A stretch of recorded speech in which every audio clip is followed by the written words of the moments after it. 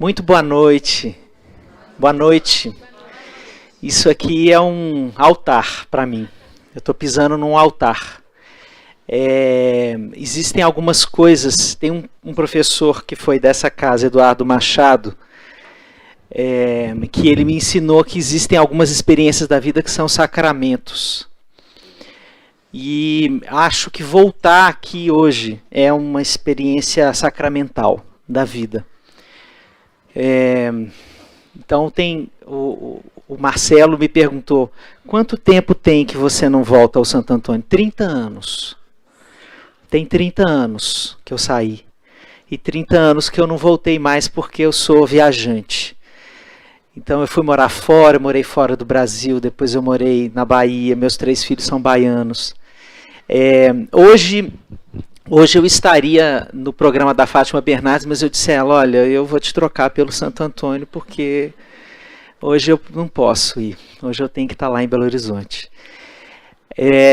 Mas então eu quero saudar a possibilidade da gente estar aqui hoje, da gente poder conversar, né? Porque a aflição de se ter um filho no século XXI, ela nos acomete a todos. Né? Então a primeira coisa que eu quero dizer a vocês é que eu também sou pai, eu também tenho dúvidas, eu também erro, e erro bastante. Eu costumo dizer que a diferença de um pai psicólogo para um pai não psicólogo é culpa com marco teórico, basicamente. É essa a diferença. Mas a gente tem o privilégio de poder conversar com muita gente. O diálogo, ele não é uma oportunidade de se construir certezas, mas de ampliar a consciência. Então, eu não trabalho com a ideia de certeza, eu não trabalho com parâmetros rígidos. Então eu quero contar um pouco como é que eu trabalho, como é que é a minha perspectiva de trabalho dentro da psicologia, das relações humanas, das relações familiares. Eu sou terapeuta de família e de casais, né? Portanto, eu considero que a família ela é um país. Então, quando eu vou conhecer uma família nova que está entrando no meu consultório, por qualquer motivo, eu sinto que eu sou um turista, que estou entrando numa cultura muito particular e eu vou precisar descobrir quais são os códigos dessa cultura. Né? Então aqui eu tenho vários países reunidos. Aqui é como se fosse uma Assembleia da ONU, certo? Portanto, seria uma injúria poder construir parâmetros que coubessem para todos vocês. E seria também uma atitude violenta da minha parte. Nós advogamos pela ideia de que a subjetividade humana é o maior bem que nós temos. Então, o direito, a dor e a delícia de ser o que é, como diria Caetano Veloso. Assim, cada um escolhe um panorama para a sua vida, cada um escolhe um jeito de funcionar melhor. Né? E quem está de fora, se quiser julgar o funcionamento do outro, não está na pele dessa pessoa para viver a vida dessa pessoa do jeito que ela vive. Então, como é que a gente conversa então com 400 pessoas? Tem aqui? 300. Como é que a gente conversa com 300 pessoas? Conectado com essa ideia da diferença humana, da singularidade da experiência. E sabe o que nos une? O que nos une é a nossa falibilidade. O que nos une é a certeza de que a gente erra. Então, essa possibilidade de podermos nos irmanar aqui hoje, nessa noite, para a gente poder conversar sobre como fica a nossa imagem no espelho quando a gente erra com os nossos filhos. Então, vamos voltar no túnel do tempo. Como é que a gente começa essa aventura de ser pai e mãe? Todo mundo aqui recebeu um bebê ou uma criança maior, se alguém aqui fez a opção por uma adoção tardia, por exemplo, né? Mas todo mundo aqui recebeu uma novidade nas mãos. Quando estava grávido da notícia, ou porque estava esperando o bebê na barriga, ou porque estava esperando na fila de adoção, todo mundo engravida de uma ideia Essa é uma ideia idealizada. Nós sempre idealizamos um filho ou uma filha e idealizamos um pai e uma mãe que nós vamos ser. Na hora que eles chegam, esse ideal começa a desmoronar. Na hora em que ele chega, você já começa a perceber que tudo aquilo que você imaginou não era exatamente ou quase nada do que você estava recebendo nos braços. Porque ele é mais levado do que você imaginava, ele é mais silencioso do que você imaginava, ele chora mais ou menos do que você imaginava, né? Você se imaginou com mais paciência do que você tinha. Você se imaginou com mais força ou menos força do que você tinha. Você também pode se descobrir mais forte desde o início da vida do seu filho. Mas quando a gente está grávido, a gente faz umas promessas para ele em silêncio. A gente começa a falar assim, olha, tudo aquilo que a minha mãe fez, que o meu pai fez, que me fizeram sofrer, a gente pensa no miserê que a gente viveu, né? Com pai e mãe, fala assim, eu vou fazer tudo diferente, vai ser tudo diferente. Eu estou aqui fazendo um contrato com a eternidade que eu não vou repetir a minha mãe, eu não vou fazer igual ao meu pai. Não dá 5 anos você está cantando a música da Elis Regina. Minha dor é perceber que apesar de termos feito tudo o que fizemos, ainda somos os mesmos e vivemos como os nossos pais. Afinal de contas, o que acontece? O que acontece nesse meio do caminho? O que acontece é que nós descobrimos que o que nós criticávamos os nossos pais e as nossas mães era o impossível, que eles jamais conseguiriam ter certeza. Ela concorda comigo. Nós tínhamos o desejo de que os nossos pais e as nossas mães tivessem a certeza do que fosse melhor para a gente. Ou que eles acolhessem a nossa certeza do que nós achávamos que era melhor para a nossa vida e eles não concordavam. Mas o ponto de debate na família que gera tretas quilométricas e intermináveis é a ideia da certeza.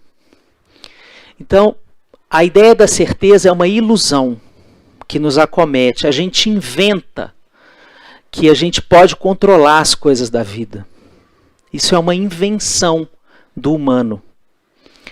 Quando a gente descobre que a gente não controla nada, ou quase nada da vida, né? Por exemplo, hoje, eu acordei 6h30 da manhã, acordei meu filho, que vinha comigo para cá, nosso voo era às 11h15 da manhã. Falei, vou chegar com calma, vou chegar às 10 horas da manhã.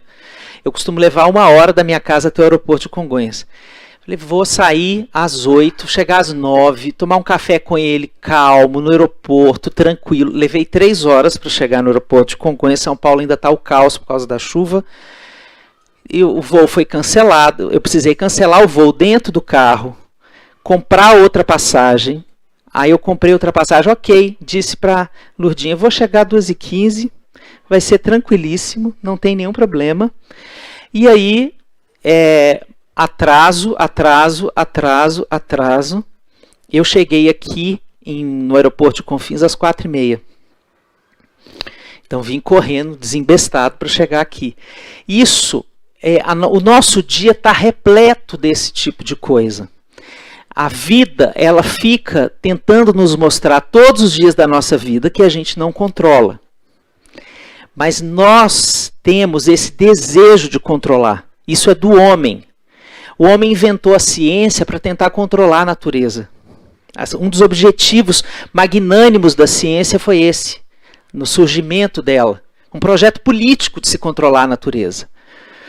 E a natureza humana e a natureza da vida nos confrontam com essa ideia de certeza. Então, é por nós acreditarmos nessa falácia que nós mesmos inventamos que nós sofremos tanto. Nós sofremos muito, porque quando as coisas escorrem das nossas certezas e dos nossos controles, nós nos culpamos. Aí a gente começa o jogo dos 1000 erros. Primeiro, a gente inventou uma coisa que não existia. Segundo, a gente acreditou nela. E terceiro, quando ela não sai conforme o que a gente tinha imaginado, a culpa é nossa. alguma coisa a gente fez de errado, né? E isso a gente pode aplicar para qualquer coisa da vida, mas a gente também aplica para a criação dos nossos filhos. Então a gente começa cheio de certeza sobre o que é melhor para aquela criança, sobre como eu acho que ela vai dormir melhor, e desde o início da vida a criança vai te dando aquele olé. E ela vai te mostrando que ela é uma pessoa, ela não é a projeção do seu desejo. Ela não é a projeção do que você gostaria que ela fosse. Andrew Solomon, que é o maior psicólogo vivo, na minha opinião, um norte-americano, ele escreveu um livro que se eu puder indicar um livro para vocês na vida, é esse. Chama-se Longe da Árvore. É um livro de 1.100 páginas. Vocês vão levar o resto da encarnação para ler. Mas esse cara, ele fez uma pesquisa de 8 anos com 300 famílias com crianças que ele chama longe da árvore, ou seja, que estão muito distantes daquilo que a gente projeta para os nossos filhos. Então tem crianças anãs, surdas, cegas, com síndrome de Down, autistas. Ele foi entrevistar as crianças criminosas lá de Columbine, nos Estados Unidos. Ele fez uma pesquisa extensa sobre como é que uma família aceita e celebra, e pode celebrar a vida de uma criança tão diferente daquela que ela tinha imaginado, que chegaria para ela. Né? É esse o objeto desse livro. Esse cara fez um estudo brilhante, já tem um documentário agora sobre esse livro, e uma das coisas que ele fala na abertura do Longe da Árvore, sabe o que é? Ele fala assim: nós começamos errado. Quando a gente escolhe uma palavra para nomear a chegada de um filho, a palavra que a gente utiliza é reprodução. Não é verdade? Essa é a mesma palavra que a gente utiliza para tirar fotocópia na papelaria. Reprodução. Então, veja a armadilha para o nosso inconsciente. A gente está fazendo uma suposição de que o nosso filho é a nossa cópia, é a nossa continuação, é o nosso legado para o mundo. E na hora que o bebê nasce, ele começa, a família retalha ele inteiro. A orelha do avô, o nariz é da tia, o olho é de não sei da onde. Ele não é uma pessoa, ele é um mosaico de interferências genéticas familiares, né? E a pessoa passa a vida inteira dizendo para a família dela: eu não sou o que você gostaria que eu fosse. Que atire aqui a primeira pedra quem não chega para o seu pai e para sua mãe até hoje e fala assim: mas mãe, você não sabe que eu não sou essa pessoa? Mas pai, você não sabe que eu não ajo dessa forma, que não é assim que eu gosto, que eu não gosto disso, que eu gosto é daquilo, né?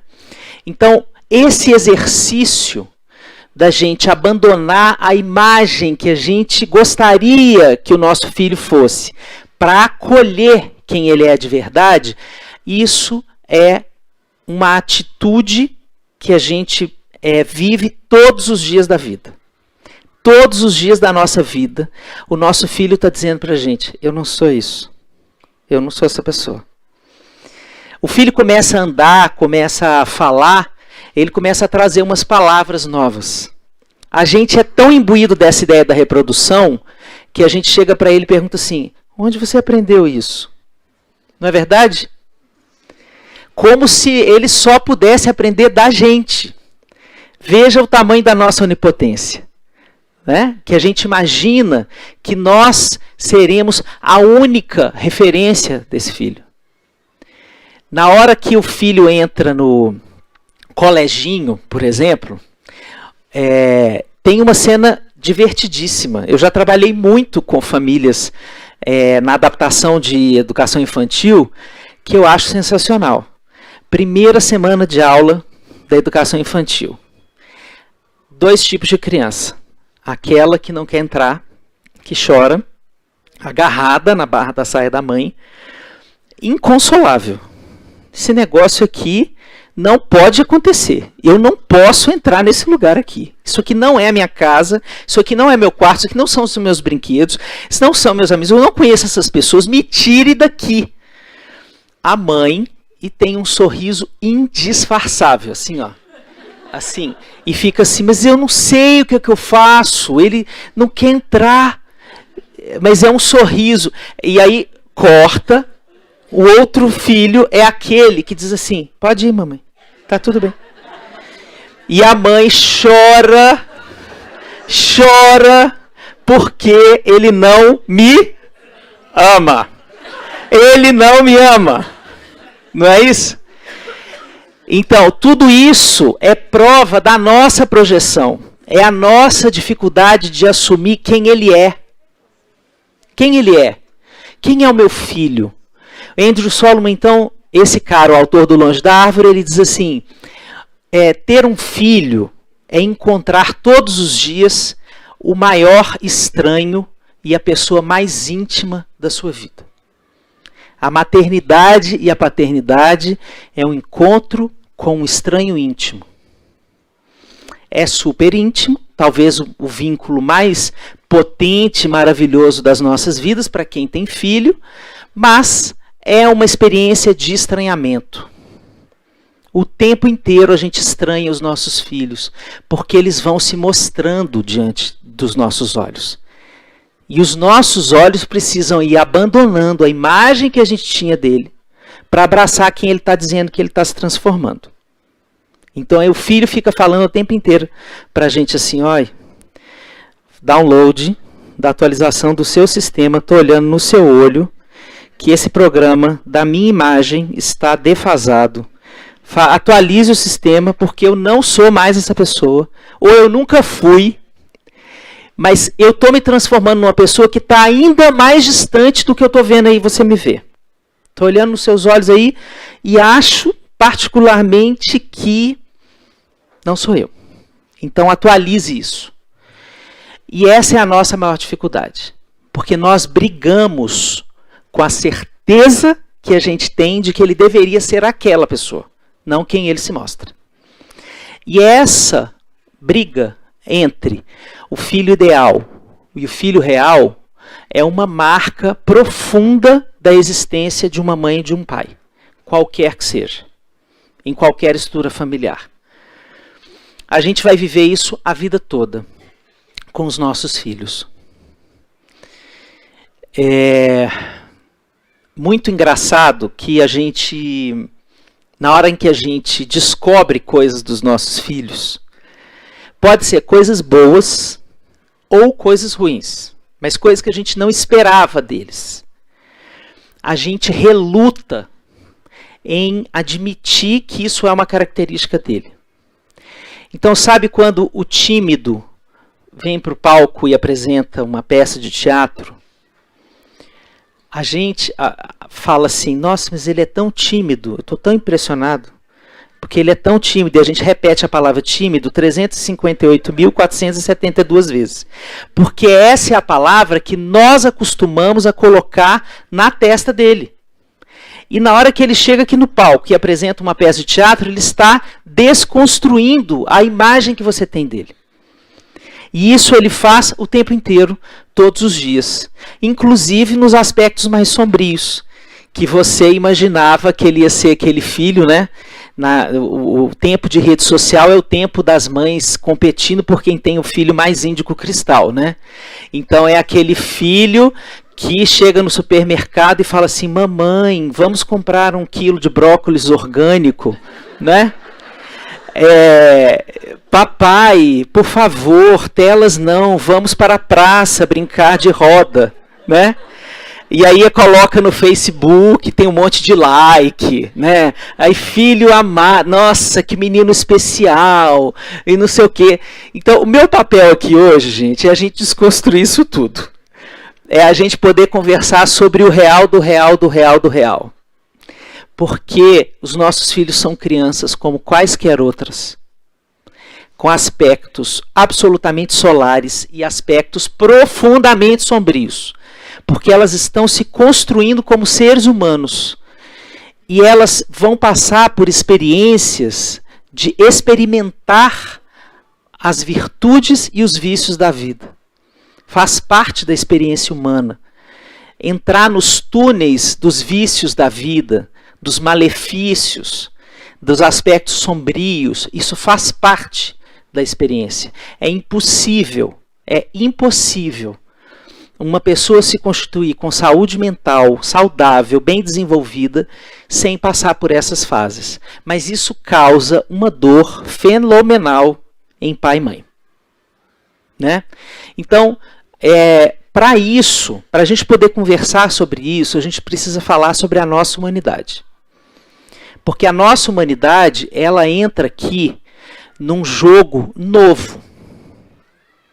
Porque todos nós aqui, que estamos nessa sala, nesse auditório, fomos criados numa educação autoritária. Todos nós. O paradigma autoritário da educação, ele era a forma vigente de se levar a vida no século XX. Todos nós fomos criados assim. Isso era uma cultura. Então, todo mundo reproduzia essa cultura. Agora, fizemos algumas pesquisas, fomos estudar um pouco essa história, as neurociências estão super dentro desse movimento, né? E começamos a descobrir, na virada do milênio, que os autoritarismos não construíam pessoas saudáveis, do ponto de vista da saúde mental. Então, isso veio construir uma pergunta.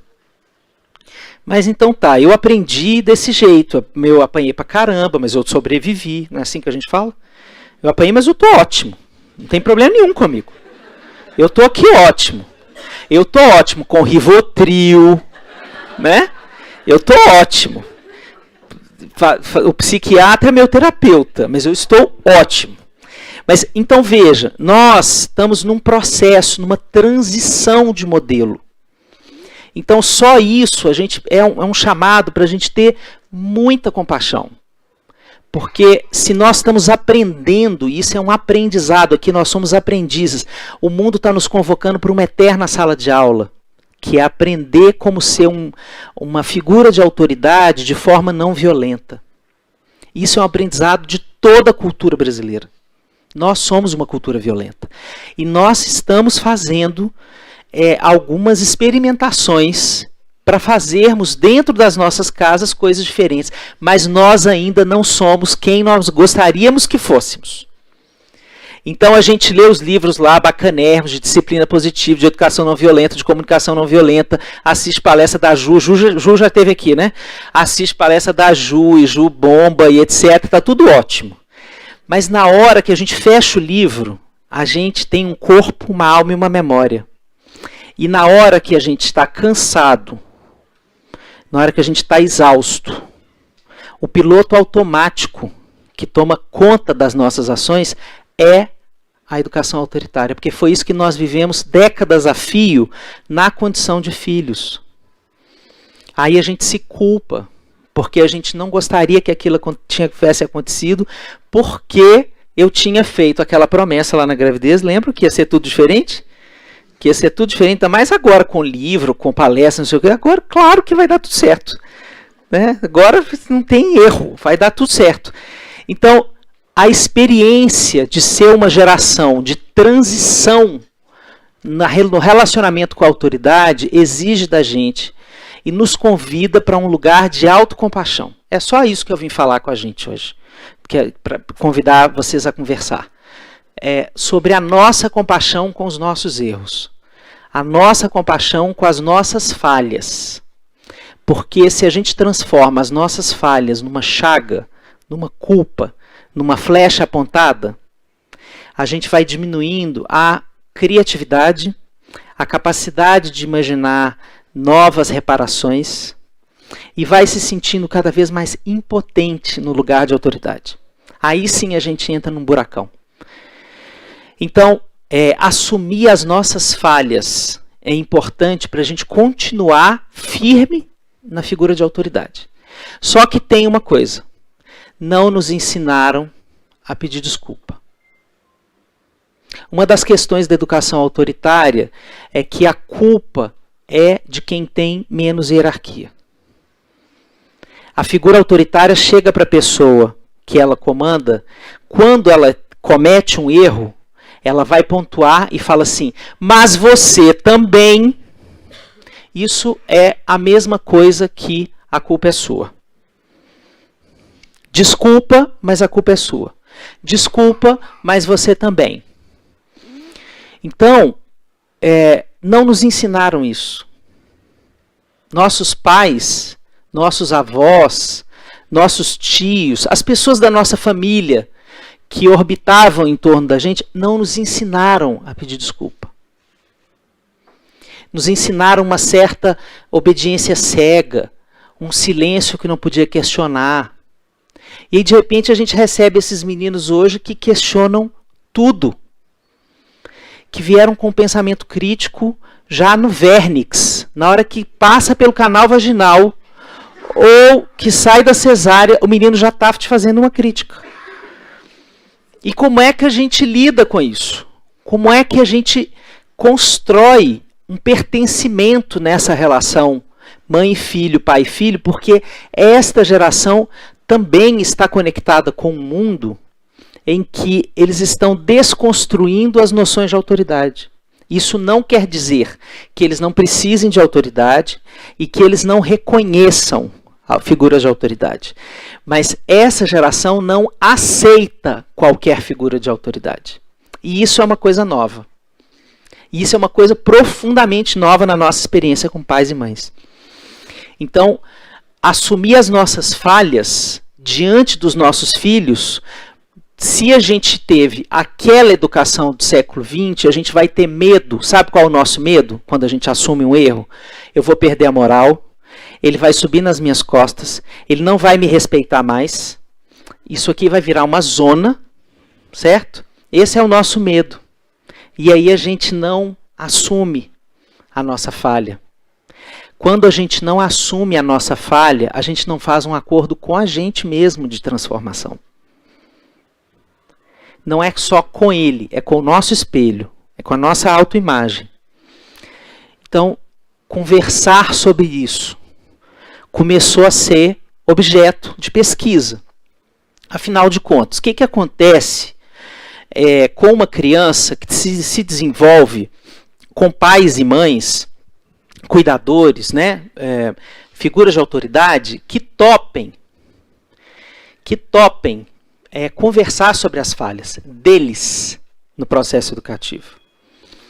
Eu vou contar uma história. Essa história já está ficando manjada, porque eu contei ela num podcast chamado Mamilos. Eu não sei se vocês conhecem. Eu recomendo vivazmente o Mamilos. É um trabalho lindo de jornalismo. E as meninas de vez em quando me chamam lá. E a gente foi fazer um episódio sobre paternidade. E aí eu contei a seguinte história. Meu filho mais velho, hoje com 13 anos, 2 anos atrás era aniversário de 4 anos do caçula, e a gente estava naquela função de festa de aniversário. Vocês sabem como é, ninguém vê ninguém, ninguém conversa com ninguém, você fica só servindo as pessoas na sua casa, né? Então eu não estava vendo nada acontecendo. E ele, quando a gente saiu da Bahia, a gente morou 15 anos na Bahia, a gente tinha acabado de chegar em São Paulo, era o nosso primeiro ano lá, e quando a gente saiu da Bahia, ele recebeu do melhor amigo dele uma espada de madeira que era presente de um filho de um marceneiro, que era amigo dele. E esse menino fez uma espada muito bonitinha, e no cruzamento das duas madeiras ele fez um mosaico, e isso virou um símbolo dessa época para ele, ele guardava essa espada com muito cuidado. Muito bem, aí aquele bando de meninos de 4 anos em casa, ele só fez um combinado com as crianças. Ele é um cara que não tem muito problema de dividir os brinquedos dele, mas ele gosta muito de criança. Ele falou, meninos, pode brincar com isso aqui, esses aqui que estão aqui em cima não, é a mesma coisa que dizer brinque com esses aqui, pegue aqui, etc. Né? E aí o que aconteceu? Uma criança pegou a espada, começou a brincar com ela, ele não viu, e nós moramos num sobrado, a espada caiu da janela, quebrou a espada. Eu não vi nada disso acontecendo, eu estava lá com o salgadinho na mão, E ele chega, pai, chorando, preciso de ajuda. O que foi, meu filho? Eu mandei o fulano para fora de casa. Eu falei, o quê? Eu falei, eu preciso de ajuda porque eu preciso ir lá na casa dele, eu estou arrependido, eu preciso da sua ajuda para ir lá, para trazer ele de volta. Eu, tá bom, vamos lá então. No caminho, uns 600 metros da nossa casa, a gente mora numa cidade do interior, São Paulo, pertinho de São Paulo, e a gente anda na rua ainda. Então a gente estava andando em direção à casa desse garoto e eu, Luan, me conte aí, velho, o que foi que você falou com o fulano? E ele começou a me contar. Blá, blá, blá, blá, blá, blá, blá, blá, blá, blá. Sabe aquele balãozinho da historinha do Maurício de Souza que tem assim uma cobra, um asterisco, assim, todos os palavrões que ele já tinha aprendido na vida dele até aquele dia foram proferidos contra o pobre do garoto. E aí eu fiquei assustadíssimo, né, com essas surpresas, estranho íntimo, não sabia que meu filho sabia tanto palavrão. Virei para ele e falei, Luan, você disse isso tudo para ele, meu filho? Como você disse isso tudo para ele? Ele chegou para mim e falou assim, alto lá, volte 10 casas. Eu não lhe pedi ajuda para você me julgar. Eu lhe pedi ajuda para você me ajudar a trazê-lo para casa. Se for para você me julgar, você pode voltar, eu vou sozinho. Piu. E disse, você tem toda a razão, meu filho. Toda a razão. Voltei às 10 casas, falei com ele, você tem toda a razão. Ele falou, e tem mais. Se você está horrorizado com as coisas que eu disse, eu tenho umas 10 frases aqui que eu posso te dizer que você me disse, que estão aqui, ó, muito piores do que as que eu disse para ele.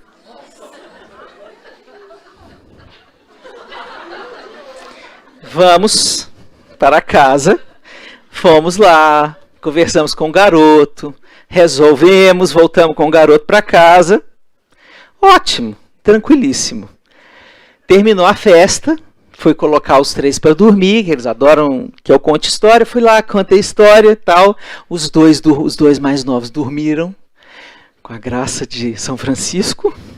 Dormiram e eu fiquei lá, o meu minhocário aqui estava aqui, as 10 frases, as 10 frases, as 10 frases, as 10 frases.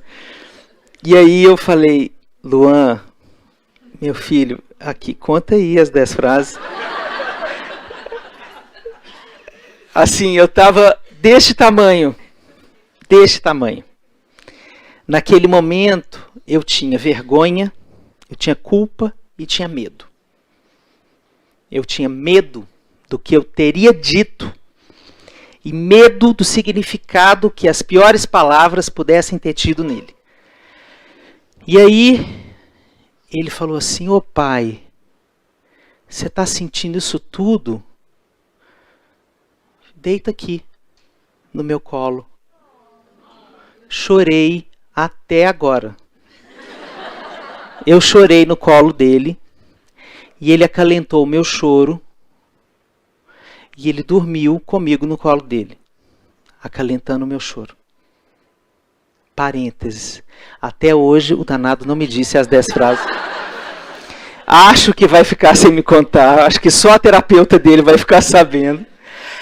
Mas, veja, eu estou contando essa cena toda para a gente pensar o seguinte. Uma das cenas mais lindas que eu tive com esse garoto foi esse dia, ele acalentando a minha vergonha, a minha culpa e o meu medo de ter feito mal a ele.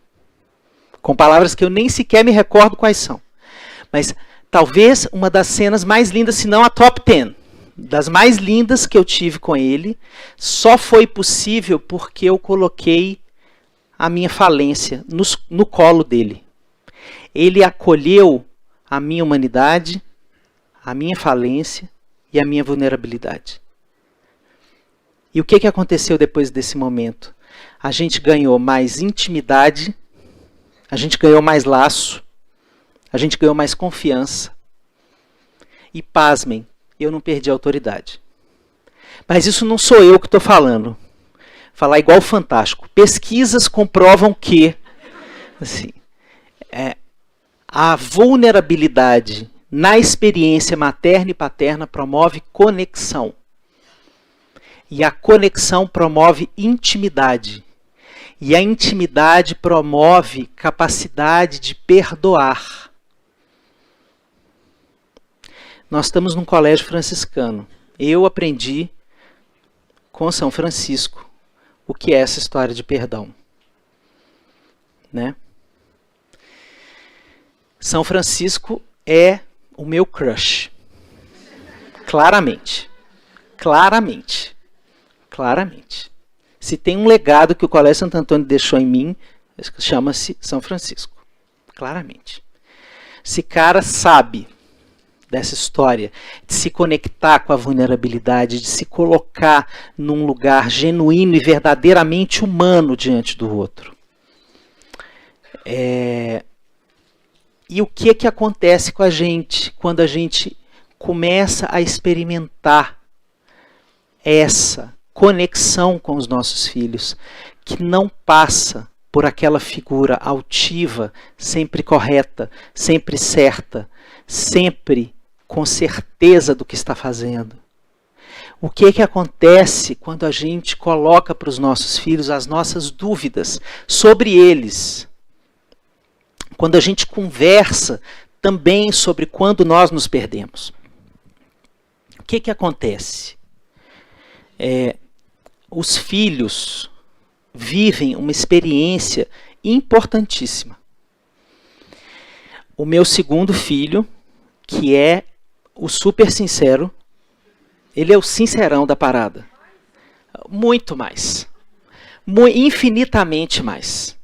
Ele chega a ser constrangedor de tão sincero.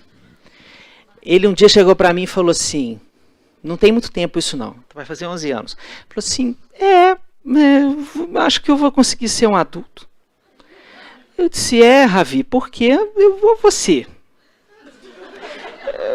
Você, né, conseguiu casar, conseguiu ter uma casa, um carro, por que eu não vou conseguir?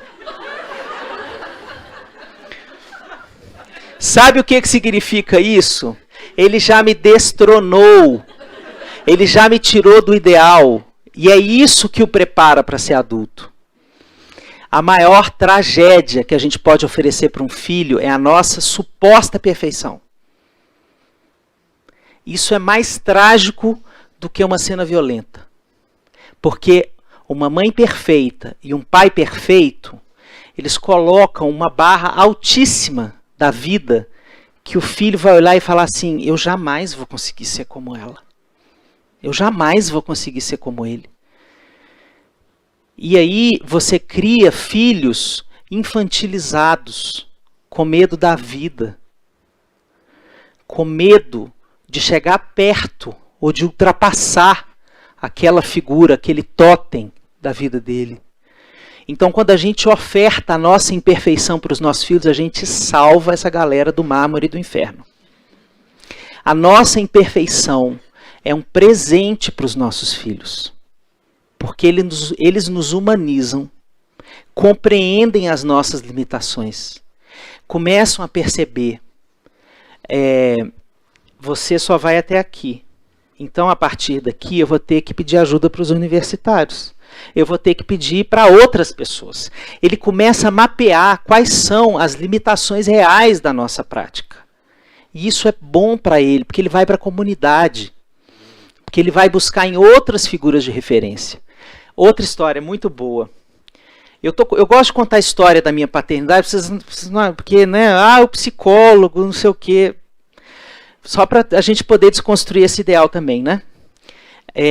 O Ravi, que acabou de falar aqui, dá conta de ser adulto, ele tinha 6 anos, a gente morava na Bahia, a gente fazia carona solidária, voltando da escola, e aí era segunda-feira, e a amiguinha dele falou assim, você não sabe o que eu fiz ontem. Ele disse o quê? Eu escalei a montanha da praia. Gente, a montanha da praia, ela deve ser um monte, que deve ser um pouquinho maior que o pé direito desse auditório. Mas para um garoto de 6 anos é a montanha da praia, certo? Aí ele falou, sério? Você escalou a montanha da praia? Ah, mas eu já sei por quê, porque o seu pai tem barriga de tanquinho.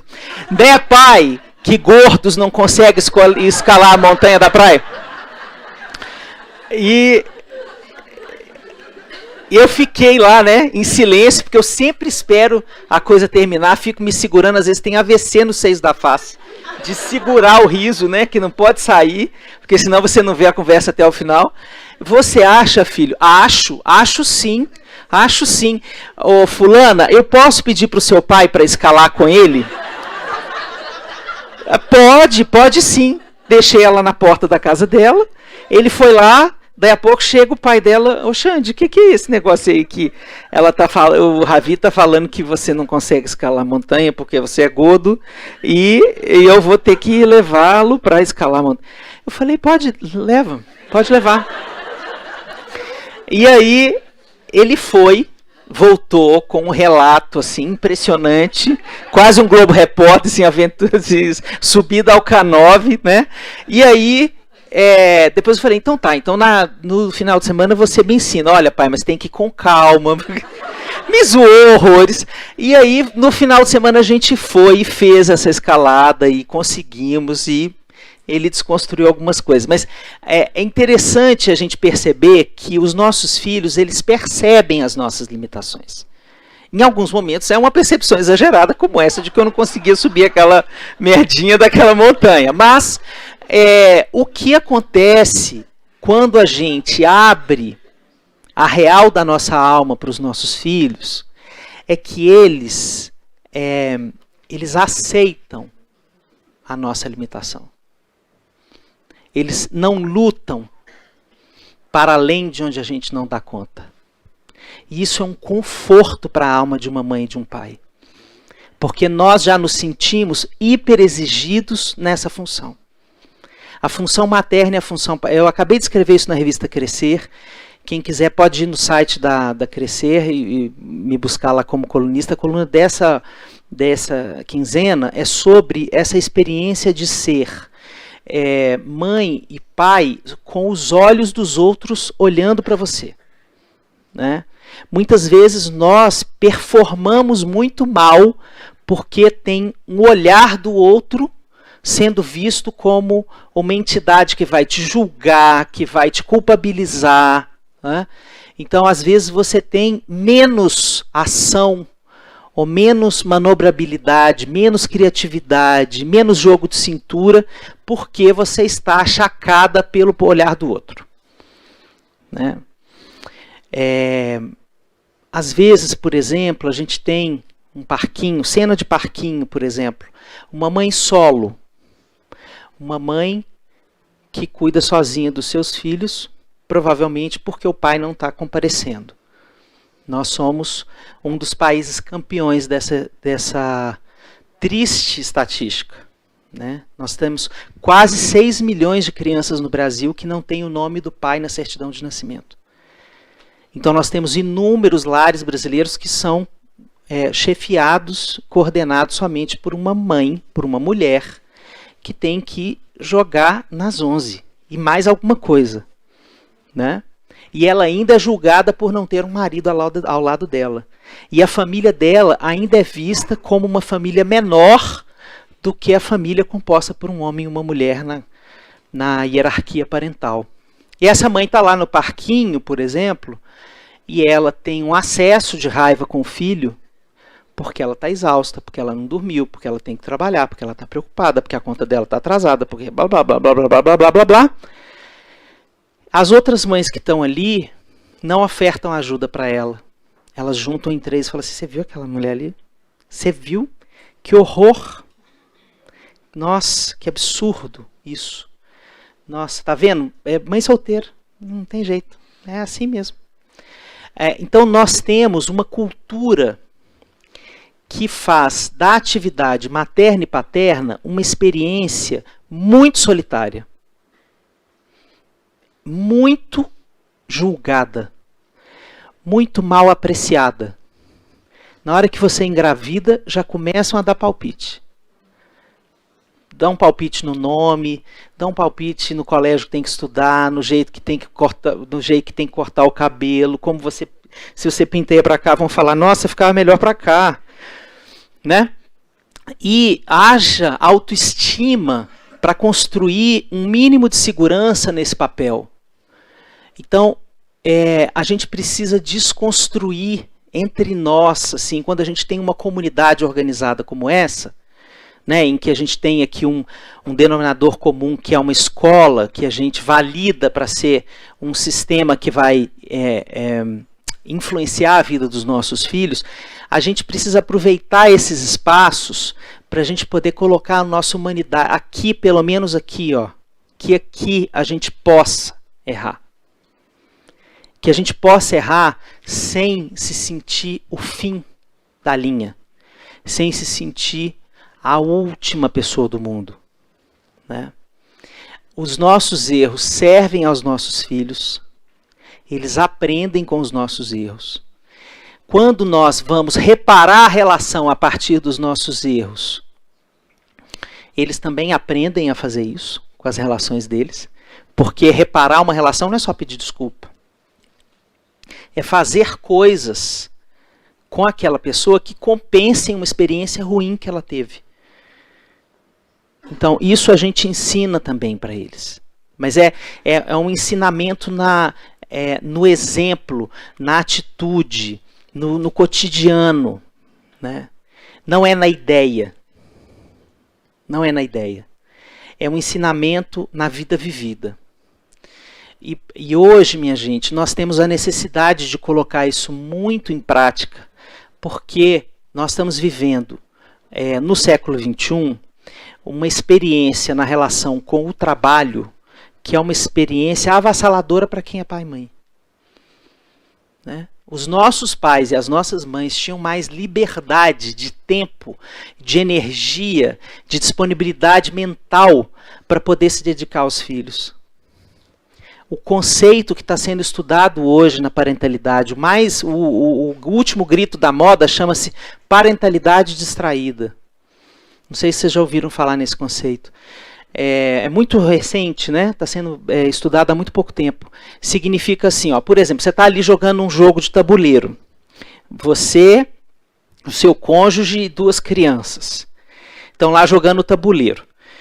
E aí você joga a moeda, 3, o dado, 1, 2, 3. Pronto. Aí você já jogou, você sabe que vai rodar as outras 3 pessoas, você pega seu bichinho de estimação e vai para o WhatsApp. E aí você se perde ali, né? Foi. O jogo era uma vez o jogo. Aí roda e chega na sua vez, o seu filho começa: pai, é sua vez, pai! Né? Isso chama parentalidade distraída. Sabe o que é a apreciação das crianças? Você não esteve com elas. Quando a gente vai conversar com as crianças, elas falam: aquilo não valeu, aquilo ali não valeu. Aquilo foi um arremedo de presença. Então, aquilo não vale. Mas, veja, eu não estou fazendo um julgamento, eu estou somente colocando aqui uma cena típica, porque muitas vezes o pai ou a mãe precisam daquilo porque é o trabalho, porque ela tem, vamos supor, é uma médica que está preocupada com um paciente que está internado numa UTI, que tem que olhar ali, ou é uma pessoa que trabalha num esquema que o chefe não dá trégua e que fica pedindo coisa para ele 9 horas, 10 horas, etc. Tá errado. Como cultura a gente já falhou nesse sentido. Falhou, assim, mas falhou em 100%. Isso é a receita do fracasso das relações familiares. Então essa relação com o trabalho, ela é uma relação que oprime o nosso desejo de estar com os nossos filhos. Porque a gente deseja estar com eles.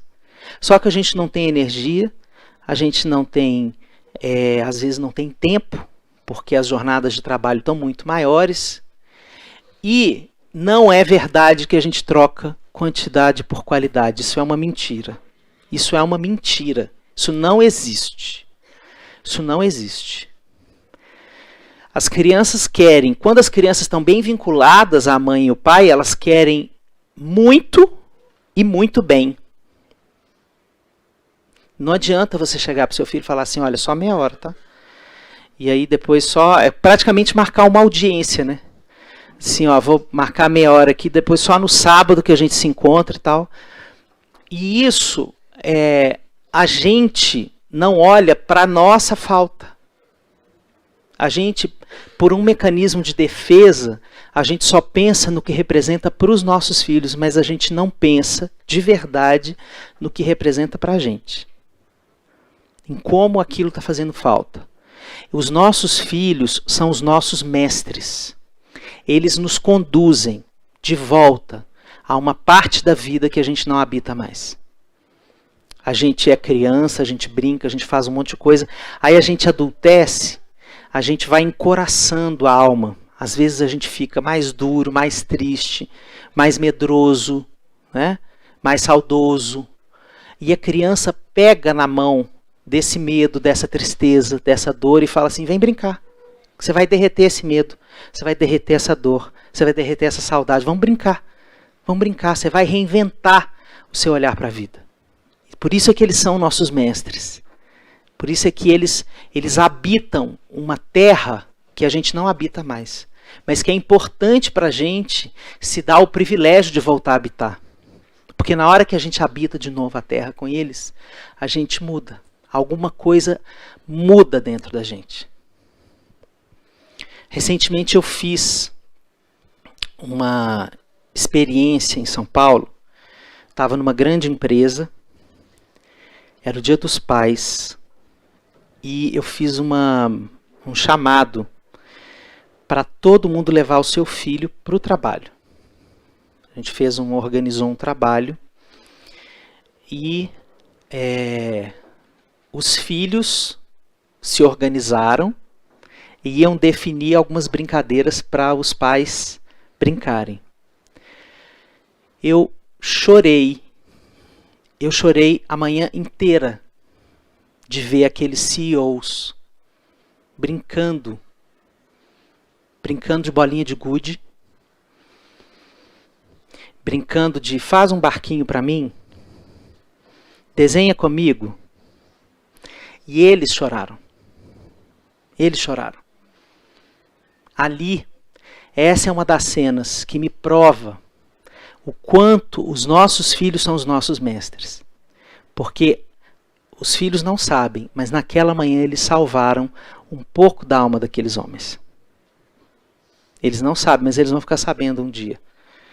O quanto eles foram os responsáveis por jogar um balão de oxigênio numa alma que estava carcomida pelas obrigações, pelos medos, pelas pressões, pelas culpas, pelas ausências. Simplesmente brincando com elas. Então, a gente precisa conversar sobre isso. Eu gostaria que a gente utilizasse o nosso tempo para a gente poder abrir o nosso coração e poder falar da nossa experiência com os nossos filhos, né, sem o menor preceito de colocar uma regra ou uma régua do que é bom e do que é ruim. Mas se a gente conseguir falar do que a gente sente nessa experiência de ser humanamente falho, a gente também começa a tirar um pouco dessa toxina. E começa a convidar para existir essa mãe e esse pai que pode habitar o mesmo mundo que o filho. Então, muito obrigado por vocês terem me escutado até aqui. Obrigado pelo convite, meninas, mais uma vez. Eu ia contar uma história, eu vou terminar com essa história que eu ia contar no início.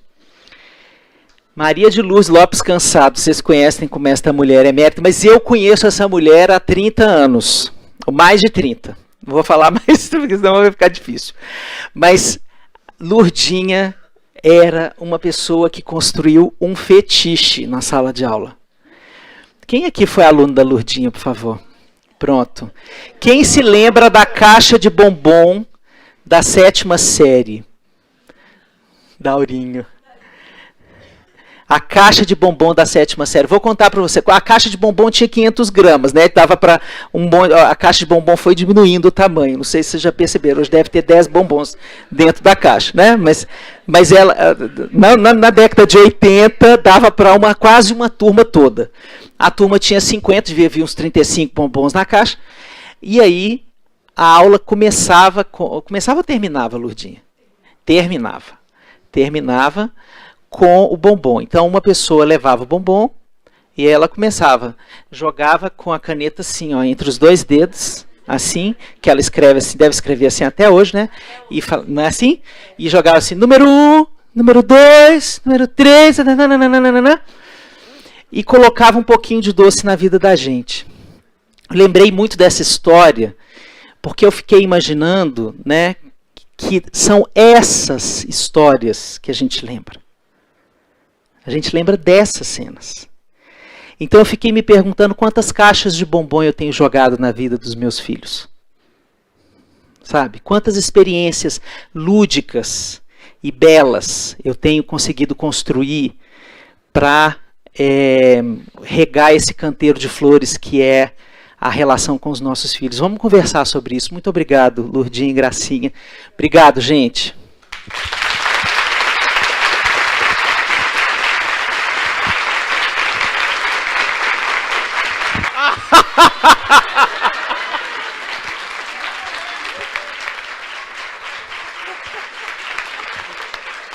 Sensacional! Sensacional! Então, recordar é viver.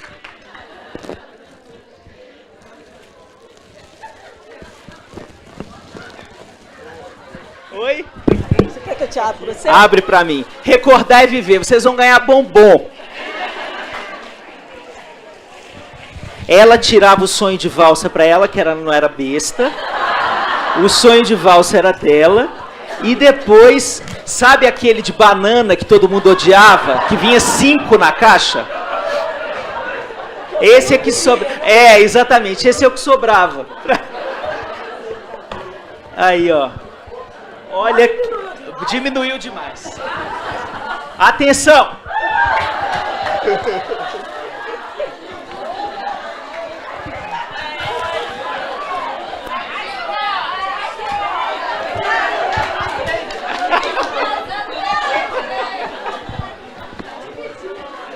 Olha, correu ali.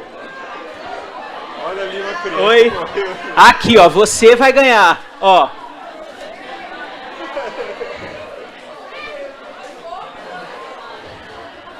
Pronto. Que vocês tenham um ano doce, minha gente.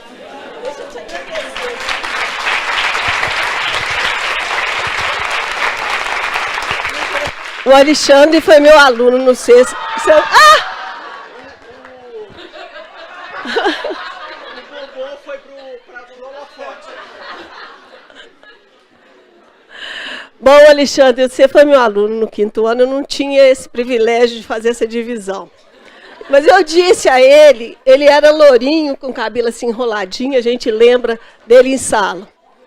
Quando você está falando sobre ser humano, eu fiquei pensando na minha história de vida e eu tenho um privilégio, que eu tenho neto. Então eu estou podendo construir coisas com meus netos que eu não fiz com meus filhos.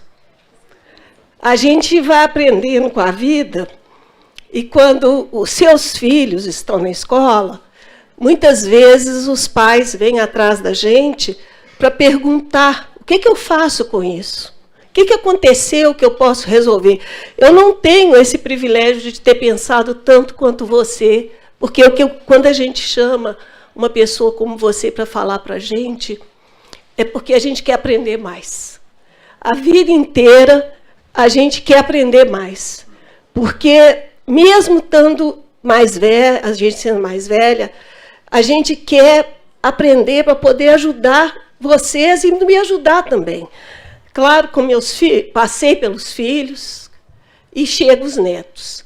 Na hora que eu olho os netos, essa fragilidade humana, eu vejo meus filhos, às vezes, repetindo coisas que eu acho que não são hoje corretas, que eu já vi que não deram certo, mas que eu quero que meus netos passem pela situação de ver que a gente é humano, que a gente erra, que a mãe deles erra, o pai erra, mas que a gente vai viver. Porque isso é uma coisa que eu aprendi na minha vida, foi pedir desculpa. Isso aí eu fiz.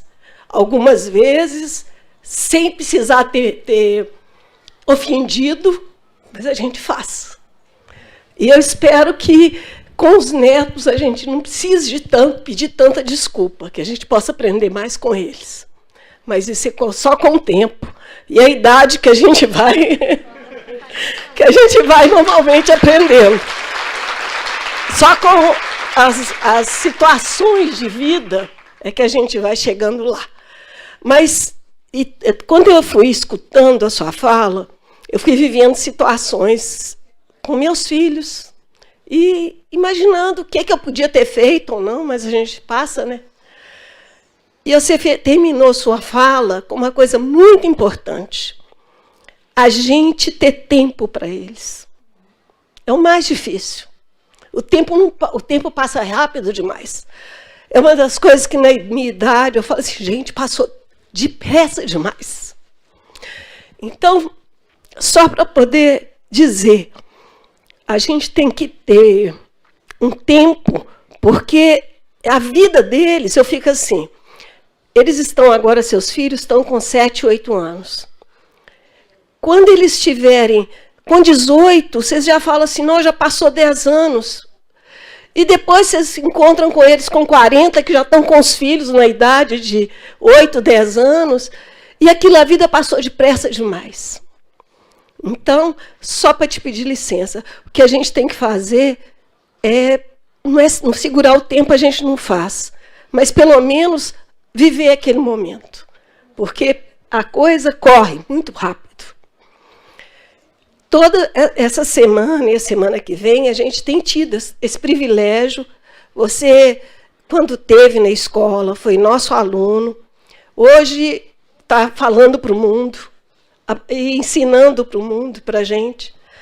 Mas a gente sabe que isso aqui, quando você chegou aqui, nós falamos, aqui essa escola é para a vida toda. E não é escola Santo Antônio só, não. Essa espiritualidade fica para a vida toda. Você não voltou aqui de graça. Eu imagino que tenha voltado porque você ficou com isso. E o que a gente sente de vida para poder passar para alguém. Então, a escola, nós temos o maior orgulho, Frei, de sermos franciscanos. E eu acho que vocês também têm. A gente tem que agradecer de ter essas oportunidades, de aprender cada vez mais. A vida não para, a gente não para de aprender. E essas situações da gente pensar sobre os nossos filhos, isso que o Alexandre falou, da gente saber que pode errar, mas que a gente quer que a coisa dê certo, só da gente lutar por isso, já valeu a pena. E mais ainda, você está aqui conosco. Muito obrigada.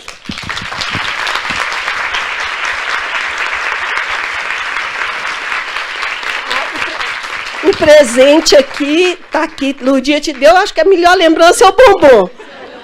Mas o Frei está te dando uma imagem de São Francisco. Tá?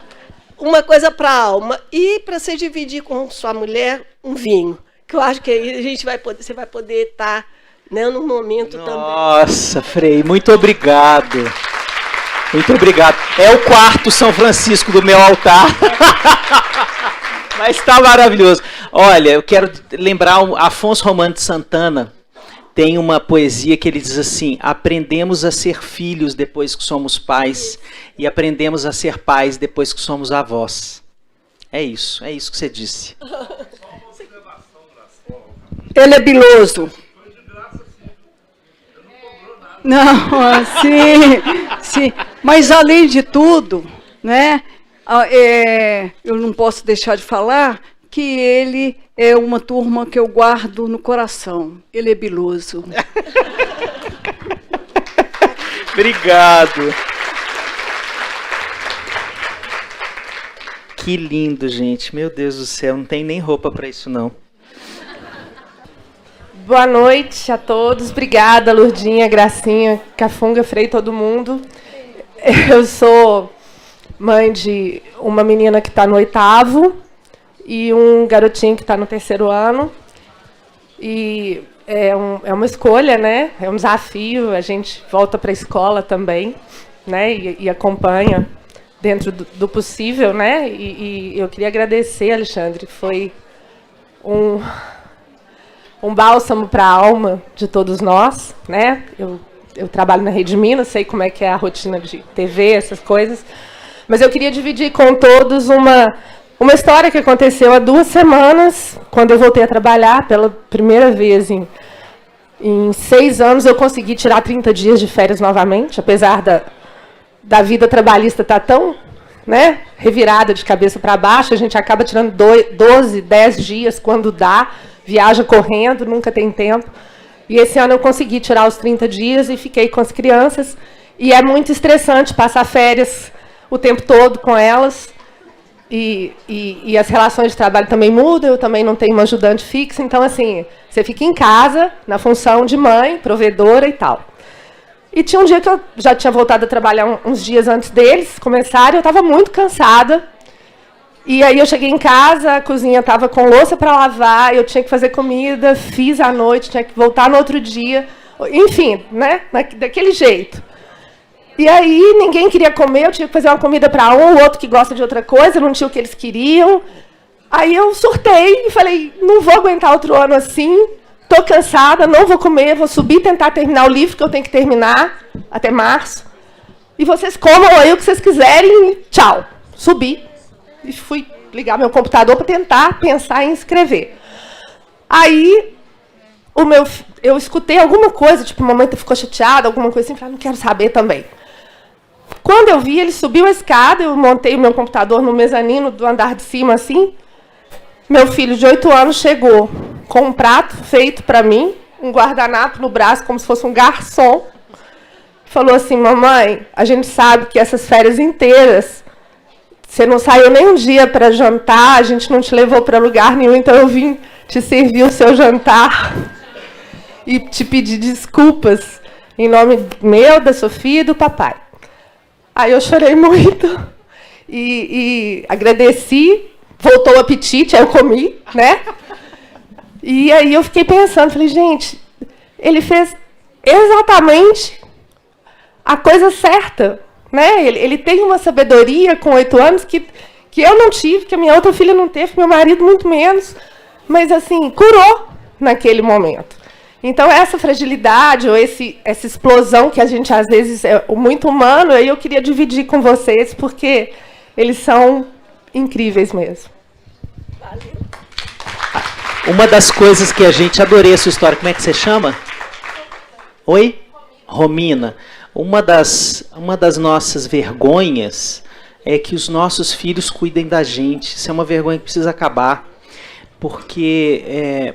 isso não quer dizer que eles sempre vão cuidar e que a gente vai sair do nosso lugar, porque nós somos os cuidadores principais ali, né? A direção do cuidado é de nós para eles. Mas quando eles cuidam da gente, a gente sente uma fenda sendo aberta assim na alma, né? Entrando tanta luz que a gente mal sabe descrever o que é isso. Às vezes a gente não tem palavras para descrever, né? Só abraçar e chorar. Não, eu fiquei um pouco intrigada com a fala de procurar outras referências.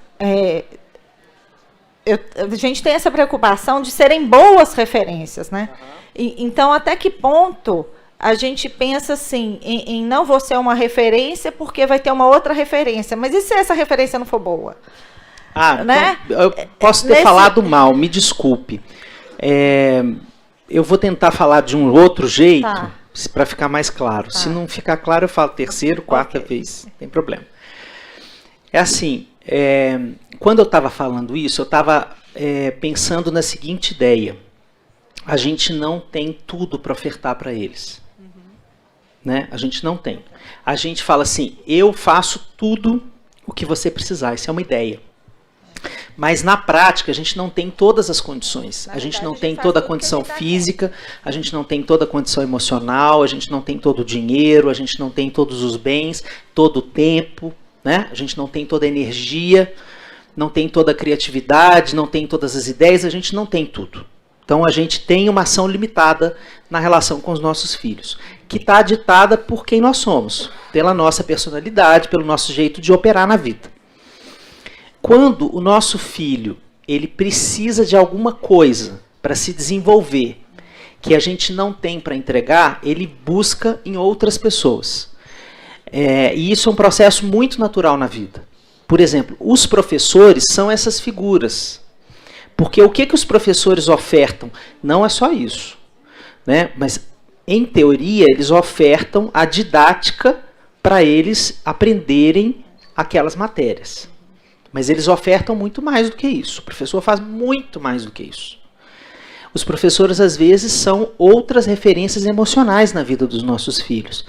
Os nossos filhos, às vezes, se espelham em formas dos professores e das professoras se comportarem na vida. Então, quando eu não oferto todas essas possibilidades, eu preciso ter de antemão uma consciência de que o meu filho vai buscar outras referências, inevitavelmente. Certo? Agora, eu não tenho controle, volta para aquela ideia do controle, eu não tenho controle de como ele vai absorver todas essas referências. Por isso que eu preciso conversar. Porque ele vai lá, por exemplo, para um professor de esporte, vamos lá, um professor de arte marcial, certo? E ele vai voltar com uma percepção daquela experiência. Aquilo me fez bem, aquilo me fez mal, ele é muito severo, ou ele é muito correto, eu gosto do jeito dele, que ele ajuda as crianças a se organizarem e tal. Eu não sei como é que ele vai perceber aquela experiência. Eu só consigo aprender isso escutando. Então, as outras referências, elas vão acontecer na vida dos nossos filhos.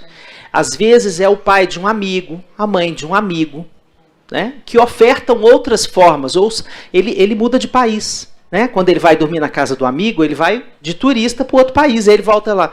Ô mãe, você sabe que... Aí ele começa, né? Lá na casa do meu amigo, eles deixam jogar videogame quinta-feira, você só deixa sábado e domingo, sabia disso? E ele está percebendo essa diferença e vai discutir isso com você. Né? Ou ele vai falar, nossa, ela cozinha tão bem, você não tem vontade de cozinhar? E você vai falar, você vai ter que dar real para ele, falar, filho, ó, repara, nessa encarnação, cozinhar não vai rolar aqui nessa casa, não. Eu, assim, do jeito que ela cozinha, né, daquele jeito criativo, saboroso, não sei o quê, eu adoro a comida dela também, vou lá, inclusive, de vez em quando para comer, porque não sou essa pessoa. Então, quando a gente vai nomeando isso para os nossos filhos, eles vão entendendo até onde a gente vai. Entende? E isso é funcional para eles. Porque uma das habilidades, depois eles crescem, aí vão fazer dinâmica de grupo para uma seleção qualquer de trabalho, a primeira coisa que eles pedem é habilidade de trabalhar em grupo. E quando a pessoa vira líder, o que uma empresa pede de um líder? A capacidade de perceber a potência e a limitação de cada liderado. Então, é aprender a desenvolver esse olho de até onde você vai, a partir de onde você não vai, e como a gente pode construir uma coletividade aqui nesse grupo que eu lidero na empresa, em que todo mundo vai lidar com o melhor de si e vamos fazer uma boa produção aqui juntos. Então, os nossos filhos começam a aprender isso a partir daí. A partir das nossas falhas, das nossas limitações. Porque se a gente fosse essa pessoa que consegue fazer tudo, ele não precisaria olhar para o lado. E ele também pode querer olhar para o lado simplesmente porque ele é curioso. Porque ele quer ver como outras pessoas lidam com os mesmos processos da vida. Como outras pessoas brincam, como outros adultos estudam com os filhos, como outros adultos cozinham, como outros adultos falam sobre morte, como outros adultos... Entende? Assim, ele vai construir a percepção dele do mundo. Né? Então esse é um processo muito bonito. Tem um lado nosso que a gente tem uma certa ferida, assim, de assumir que a gente não é tanto para os nossos filhos. Isso é uma certa dor que a gente carrega, né? Que a gente gostaria de ser tudo isso, mas é só isso. Na real é só isso. Entendeu? A gente não é tudo isso para nenhum filho. Não é verdade? Isso não dói pra cacete. Desculpe. Isso não dói pra caramba. né, a gente perceber que a gente não está com essa bola toda, que eles conseguem sentir assim, olha, eu vou precisar de outras pessoas, né, para fazer essas coisas, né? Eu tenho, um dos meus filhos gosta muito de desenhar e eu sou uma lástima. Eu parei naquele do palitinho, sabe como é? Então ele, até um tempo, é o mais novo, até um tempo, e o meu desenho do palitinho servia. Agora ele está crescendo, ele está começando a sacar que ele vai precisar buscar qualquer outra referência, para ele vai ser melhor do que a minha, inclusive, nesse aspecto. Então ele já está começando. Outro dia falou assim, o pai, você não desenha bem, né? Assim, ele entendeu isso finalmente, assim, chegou a essa percepção, né? Falei, filho. Ele falou, eu percebi. Nessa hora, dá uma pontadinha assim, oh meu Deus, por que, né, que eu não fiz mais aula de arte? Por que eu não fiz mais desenho? Não sei o quê. Mas a gente não pode tudo. A gente não consegue tudo. Entendeu? A gente não é tudo. A gente é uma...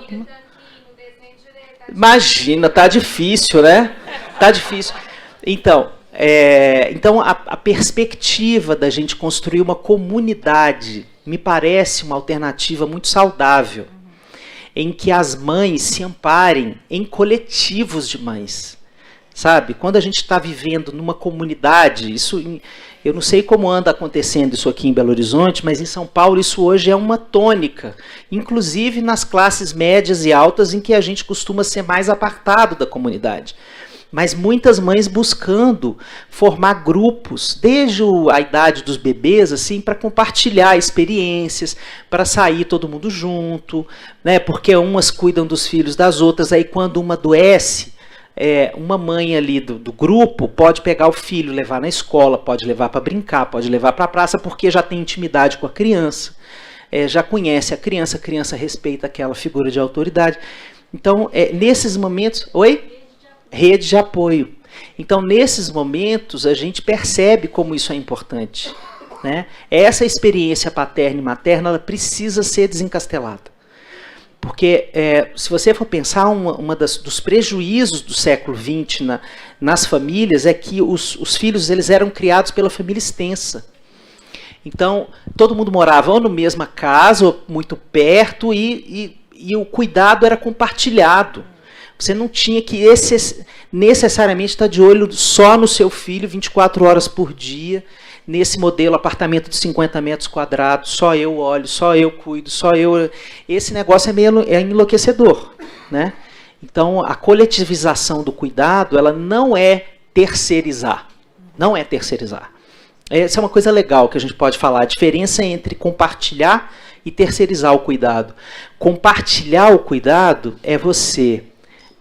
deixar o seu filho sob os cuidados de outra pessoa, que pode ser as professoras, por exemplo, e quando ele retorna para você, você pergunta para a cuidadora substituta e para a criança o que aconteceu, como é que foi. Né?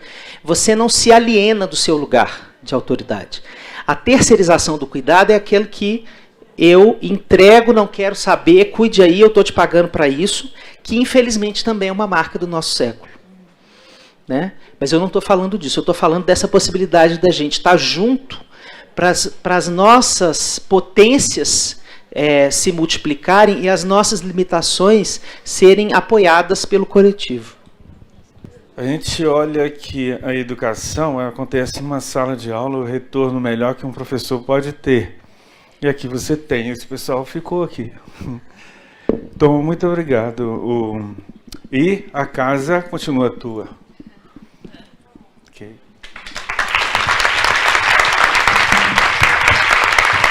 Deixa eu só dizer uma coisa. Quem quiser continuar a conversa, porque quis falar, teve vergonha, isso acontece nas melhores cadeiras de auditório, podem me escrever no Instagram, se vocês tiverem Instagram, @AlexandreCoimbraAmaral. Eu vou dizer uma coisa para vocês. Toda semana, quando eu estou lá na Globo, eu recebo, em média, 500 directs de Instagram perguntando sobre as coisas mais inimagináveis que vocês puderem imaginar. Assim, é uma coisa maravilhosa. Então eu me sinto a Xuxa respondendo carta. E isso é uma parte da minha semana. Eu adoro fazer isso. Assim, gente, sem brincadeira, aquela senhorinha do interior de Roraima que está fazendo o almoço e assiste a televisão e tem um celular, e ela escreve e conta a experiência dela por áudio, porque ela não sabe escrever, porque ela é analfabeta, e grava áudio, e eu gravo áudio, respondo todo mundo. Então pode escrever, a gente pode conversar, continuar conversando. Eu vim ao mundo para conversar. Podem escrever que a gente vai continuar a conversa. Tá? Obrigado.